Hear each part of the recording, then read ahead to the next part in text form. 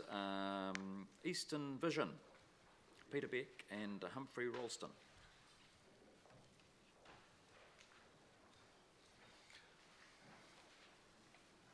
Good morning and welcome. Oh no, good afternoon it is. It's just struck past. This is a great room for which we MPs are slightly envious because it's better than most of the rooms that we have to use in Parliament, but it lacks one feature, which is a clock at the back of the room for the chairman. But that's a small matter and one I will take up with her worship when I get a chance. I seem to remember we did have one when I was a councillor, but there we are. Yeah, it's actually quite handy. But anyway, so now we know it is the afternoon. Welcome. Thank you. And we've got your written submission. We've got about 15 minutes. Yeah. Over to you how we use that. You know, you're both familiar with the process. Welcome. Kia ora tātou, nā hawe whāna iwi e taune, tēnā koutou, tēnā koutou, tēnā koutou katoa, tēnā koe.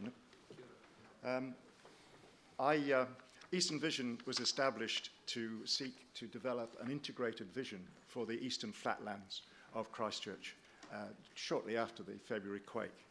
A vision that actually was not looking for the next 5 to 10 years, but for the next 50 to 100 years. And to come up with a collaborative, integrated plan that would enable us to make the very best out of that environment. A lot of that's picked up in our submission to you. I just wanted to note that I've been here most of the morning, and virtually I've been hearing from all of us back here more or less the same things. And we are people of Christchurch, Canterbury, saying we know what needs to happen here. And we know that what needs to happen here is that the next step needs to be much more locally driven with appropriate community consultation. I have to say, many of us who've battled along with this for the last 5 years have not a great deal of confidence that this bill is going to enable that to happen. Some fine words, but actually not very detailed in the implementation about how that might happen. And our experience overall has been that we've been done to, as has already been said, by both ChCh and to some extent the City Council. In fact, as Evan said earlier, it's those of us who are community leaders who've actually been able to advise ChCh and others about the better way to go about community consultation. So I just say that at this point. What I'd like to do now, though, is to pass over to Humphrey, who has passed out this document for us to speak to, please. Thank you, Chairman. We've just handed out a three-page. There's not enough for all the members, so I'm just waiting on copies. Well, have we handed out? Have most of us got copies? Could we get some? Clayton and Shani, have you got a copy? Here, you can. You only need one. You only need one, yep. One copy each. No, there's not enough for one copy. Oh, well, No, it doesn't matter. It doesn't matter. Can you go?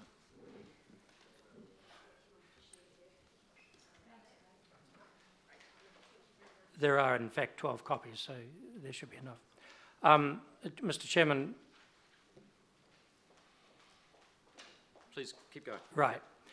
There are two matters that we would like just to share with you and hopefully get some questions back on at a high level. And the first is the actual ownership of the red zone lands as one question. And the second question is around governance. And if I could possibly start with the latter question and just make some observations. So the Crown in its wisdom introduced the Sarah Act, and in my view for 12 months, 15 months, it was an appropriate piece of legislation, and the Crown was outstanding in the execution of what that act and what the needs of the community were. Subsequent to that, it really has fallen to pieces. And the reason, in my view, it's fallen to pieces is that for some reason the government decided that it didn't need a governance structure to oversee this department. And so when you have that situation, you get gaming going on and you get politics going on, and we, the people of Christchurch, have really had a second-rate outcome as a result. Now, that's a fairly broad statement, but in my view, it goes to the heart of this new bill, which you're bringing in, and no doubt for good reasons and logical reasons, it's been deemed appropriate to bring in new legislation, and for the first time, it has a governance structure attached to it. But if you read the bill, I would say that this governance structure is going to be possibly worse than no governance structure, because there's so many parties who are able to interfere in the process that would drive a sensible chief executive nuts, quite frankly, having to work with it, let alone their board. And for the life of me, I don't understand why the Crown and the City Council don't have trust in appointing competent people to this new board and trusting them in the same way that disruptive technology trusts its new participants to deliver on the objectives that both the City Council and the Crown wish, and to set out those objectives and simply say, bring in planning that will achieve those objectives. And this paper here has given some thoughts to that, which hopefully you guys can take away and build on. But if you look at central Christchurch, it is not succeeding. Politicians tend to think that new buildings going up equals success. Well, I can assure you they don't. They can actually equal agony for a lot of people. What success means is people electing, the customer electing to want to come, live, participate, learn, play, and be involved with the city. And around the world, The Economist tells us in our magazine that 10% of American cities and 30% of German cities, just in 2 countries, are failing today. And they're failing because of lack of good planning. And they're failing because bureaucracy and officials get in the way of the customer. So you've got a wonderful opportunity here, Mr. Chairman, to introduce a governance structure which can do the job for you. And if it was my decision, I would say to the Council and to the Crown, you've already agreed on the amount of money that you want to spend in Christchurch. We've had that debate, we're sick of it. Why don't you just allocate that money and get out of the way and hand over to your newly appointed chair and presumably his newly appointed board to come and a competent chief executive and let them get on with the job, because you will find that the people of this city will respond really positively to that forum as against the forum of Sarah and bureaucracy. We're sick of it. It's easier to take our capital and go to London. There's no point in fighting all this nonsense. And it's such a simple job. The land area within the 4 avenues is a property development deal. And when you consider, and I'll just say this and I'll get it off my chest, but when you consider that the Crown, in their wisdom, thought that the skill set needed to replan and rebuild this city, New Zealand's 2nd largest city, were the skills of an auditor.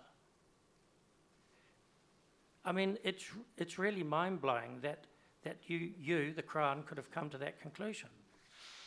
I mean, it is almost as stupid as saying that you'd put a dairy farmer in charge of the emergency department of the Christchurch Hospital.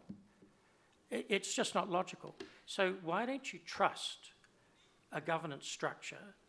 You trust it with your SOEs, you trust it with other areas, and the same principles that would be adopted and used by that apply to the red zone lands.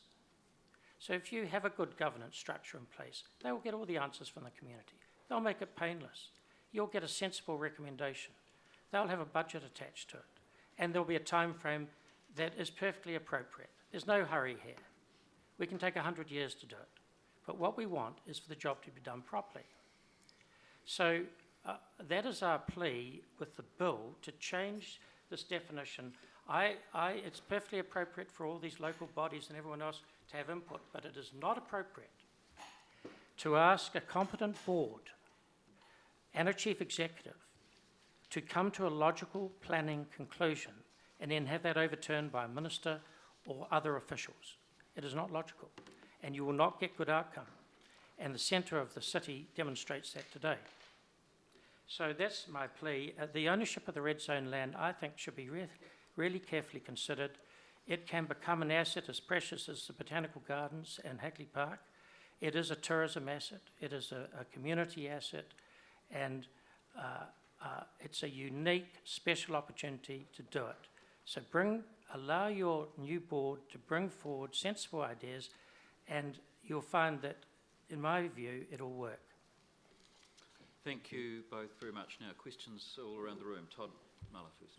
Thank you for your submission. I appreciate it. I was just interested actually in your last comment where you said, allow the new board to bring sensible ideas and we can, all progress.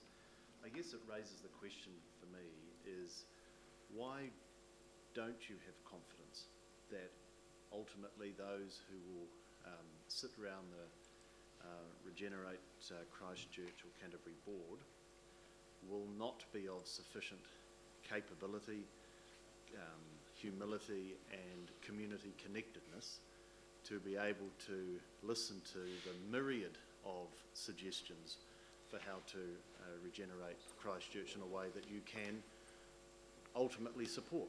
Right. Well, I totally respect that, and they will be. They will be capable people. So why do you, the bill, why do you want to put interference in their way? Why do you think it's necessary for the minister, for the bureaucracy, to have their own agendas relating to what the board is recommending? Well, I don't want to get into a one-on-one debate, but I think the Crown, on behalf of its $16.5 billion investment into this town, has an understandable expectation to be heavily involved in how that regeneration should occur, as you do from your community perspective. Well, with respect, I don't think the Crown's done a particularly good job. You have wasted an enormous amount of money. And one of the reasons you've done this is for this very reason, that you haven't had a governance structure. So you've gone down certain lines of approach, and that's fine, you've gone down that, but it has been, history will write it up, has been an extremely expensive exercise and an inefficient exercise. My understanding is that the Crown will have 2 appointees on this board, so they will be part of that process. But the other bit, our experience over 5 years has been that with the best will in the world, it just hasn't worked. And it's been an issue from the very beginning, a systemic failure in the whole area is the fact that there wasn't a board as a go-between place. So it's great that this is being put in here. But as you can hear from behind me here, and we'll no doubt hear more of today, especially for those of you who aren't Christchurch people, we're asking that we be allowed to take the overall control of this process from now on, and we're perfectly competent to do that. Clayton. Yeah, Mr. Alston, could I ask you, have you considered a B plan? And by that I mean, whilst I do support the vast majority of your views on this, the reality is that I suspect those across the table, not personally perhaps, but the government will ram this through. And I think that's, I suspect, being a cynic, you'll get very little change. Therefore, would you accept, or do you have a view as to whether there's your proposal, whether some sort of lesser proposal, halfway house, inadequate though it may be, in terms of partial transfer of power, if the government could be persuaded of that, do you have any ideas around that may bring us closer to the outcomes you seek? But there's no transfer of power going on. No, I accept that. The Crown says they've spent $16 billion. No. I'm saying if the government was of a mind to amend the bill, not to the level of the proposal you wish, but to amend it so that there was a greater transfer of power as opposed to what we're examining today with the draft legislation. Well, so it comes back to trust. So, Todd, you have said, do I trust the new board? Yes, I do. So demonstrate that trust by empowering them. That's all I'm saying. Because you won't get best outcome, you'll just get average outcome. If we carry on the way we're doing, we have lost so many opportunities for real quantum change, which would have cost nothing. Just real planning changes that could have been made, that should have been made, that haven't been made because there wasn't a governance structure. Now that's coming in. All I plead with you in this legislation is trust the new board and allow them, empower them. Your rights are to sack the directors. So just preserve that right and you're in control. But so it's as simple as that. David. You're the shareholders, so you don't need any compromises. We're sick of compromises. David. Yeah, have you seen the flow diagram that's been presented to us by the city? Council. No. What they've essentially said is, rather than giving the minister the right to veto the outcome of regenerate plans, or indeed regenerate, or indeed the formulation of those some of those plans, they say that where it falls within the ambit of, or within the area of the Christchurch city, the Regenerate board should take that decision with Crown representatives on it, who, as you say, can be replaced by the minister if the minister's dissatisfied with them, but that then the Regenerate Christchurch board effectively holds the pen, makes the decision, and in the end, I think the minister, in a regulatory sense, has to write the plan into law. Someone has to. Would that go some way to meet your? Yeah, your no, absolutely. Yeah. The key issue here is not to dishearten your board.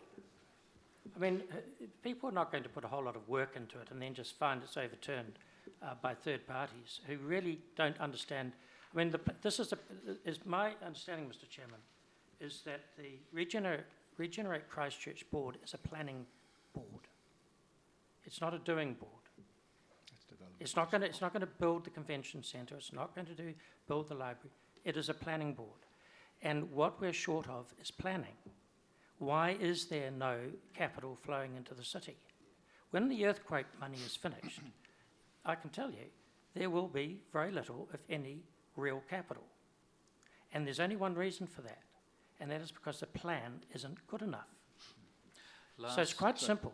Yeah. If I could just respond, Clayton, to what you talked about, the Plan B. If you look at the submission, you'll see that for the term minister, we're suggesting that might be the Minister of Earthquake Recovery, also the Minister of Local Government, and the appropriate mayor of whatever particular district. So that it's not simply a minister. The minister includes those people in making any of those sorts of decisions. I think before we finish, I'd like to just say that in support of all that Humphrey said, the other bit is, and I guess it's why I wear one of these things, I actually believe in the soul of the city. I know there's a considerable number of people who continue to agonise, whose lives are devoted and are part of those communities. I'm thinking particularly of the East, but around the city. It's not just about the financial bottom line.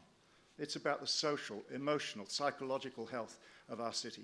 And one of the reasons it's in such a bad state at the moment, which it is, and there's more and less evidence to prove this, is because we haven't felt included and we haven't felt truly consulted. And that, sir, is where we need to be going, with a better system of doing it than I think you've got in this bill at this time. And that's probably a good place to finish this submission. Thank you both for your time in appearing before us today, and also for your written material. We appreciate it. Thank you very much. Can I call to the table